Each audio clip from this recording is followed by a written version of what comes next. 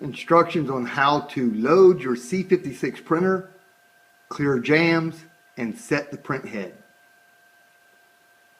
Recognizing the C-56 inside your kiosk, all you're going to see is the rear of the kiosk where your paper roll fits here. So the front tongue protrudes through the POS bracket.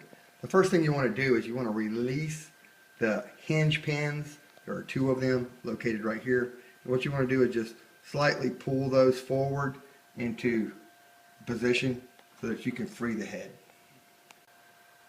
The pull hinges should be in this position, both of them.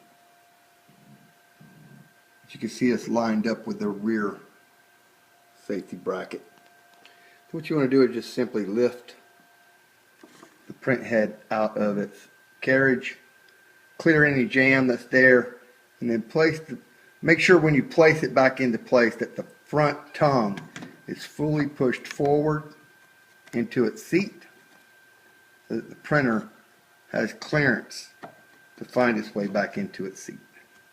Once you have that back into place, what you want to do is just simply push the hinge pins back in to maintain its position.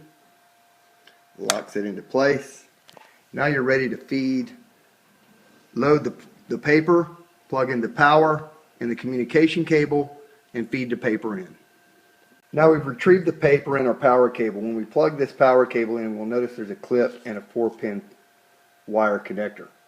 So what we want to do is place the clip of the pin closest to the rear in the shape of the indication on top. After we plugged in our power and communication cable, which I don't have the communication cable plugged in for these demonstration purposes, but then simply take the paper and feed it into the identified area. As you'll see, the printer will automatically grab the printer. The blinking light slows its blinking down, now waiting for a print job. To remove the paper, simply pull the paper. It's a pull and tear process. This will give you the information about your printer on its default print, telling you the condition, serial number, all particular identifications, voltage, and store this in a safe place. If your C-56 doesn't print or burn into the paper with a thermal head, that means one or two things have happened. There's a voltage issue, or the head has gotten too hot and was allowed to leave the plinth prematurely. So we may have overheated the head by accident.